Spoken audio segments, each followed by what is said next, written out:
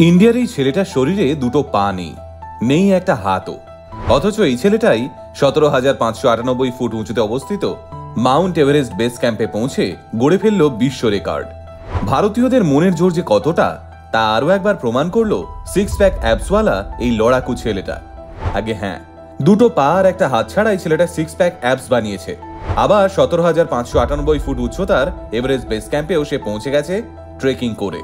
মাত্র 9 বছর বয়সে ঘটা একটা দুর্ঘটনায় জীবন ছেলেটার কাছ থেকে দুটো পা আর একটা হাত কেড়ে নিয়েছিল, কিন্তু 30 বছর বয়সে পৌঁছে সেই ছেলেটাই আজ মনের দৌলতে সংবাদপত্রের শিরোনামে।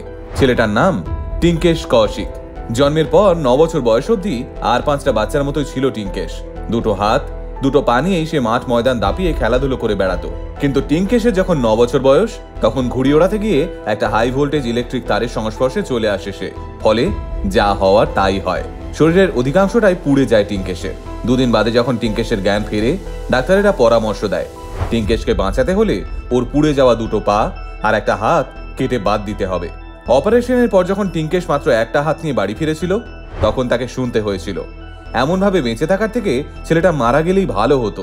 বড় হয়ে ভিক্ষে করা ছাড়া আর কোনো উপায় থাকলো না ছেলেটার। কিন্তু 9 বছর বয়সেই টিঙ্কেশ বুঝতে পেরেছিল সৃষ্টিকর্তা তাকে মৃত্যুর মুখ থেকে ফিরিয়ে এনেছেন, মানে তিনি টিঙ্কেশের মাধ্যমে সমাজকে কোনো বার্তা দিতে চান। তাই টিঙ্কেশ ঠিক করে হেরে গেলে চলবে না। বছরখানেক বিশ্রাম নিয়েই টিঙ্কেশ আবার পড়াশোনা শুরু করে। বয়স খানিকটা বাড়লে কৃত্রিম হাত আর পা দিয়েই টিঙ্কেশ জিম জয়েন করে। নিয়মিত দৌড় প্র্যাকটিস শুরু করে যাতে সে আর 5 জনের মতোই ফিট থাকতে পারে। এই করতে করতেই ফিটনেস জিনিসটা ক্রমশ নেশা হয়ে ওঠে টিঙ্কেশের। কৃত্রিম হাত আর পা নিয়েই বডি বিল্ডিং এ বাকিদের টেক্কা দিতে থাকে টিঙ্কেশ। আর তারপরেই সকলকে চমকে দিয়ে গোয়ার একটা বডি বিল্ডিং ইনস্টিটিউটে ফিটনেস ট্রেনার হিসেবে জয়েন করে টিঙ্কেশ। ফিটনেস ট্রেনার হিসেবে কাজ করতে করতে টিঙ্কেশের মাথায় নেশা চাপে মাউন্টেনিয়ারিং এর।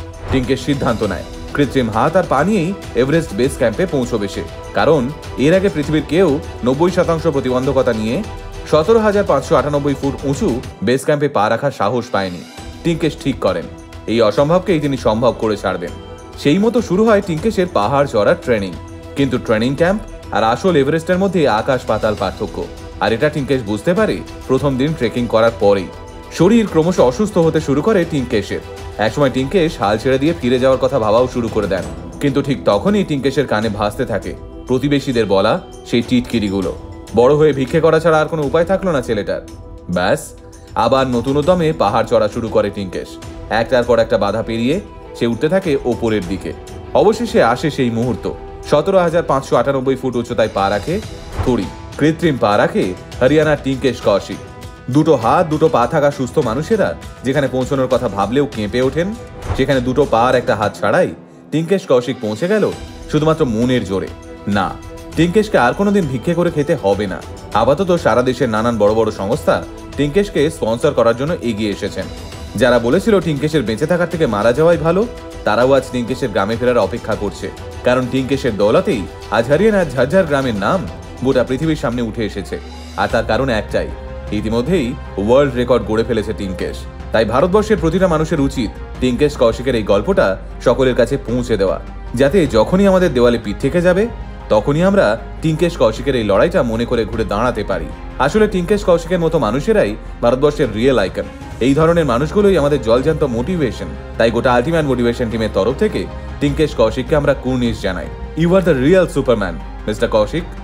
আল্টিমেট মোটিভেশন কথা বলে আমার আপনার মতো মানুষের, যারা সাধারণের ভিড়ে থেকেও অসাধারণ কিছু কাজ করে দেখায়।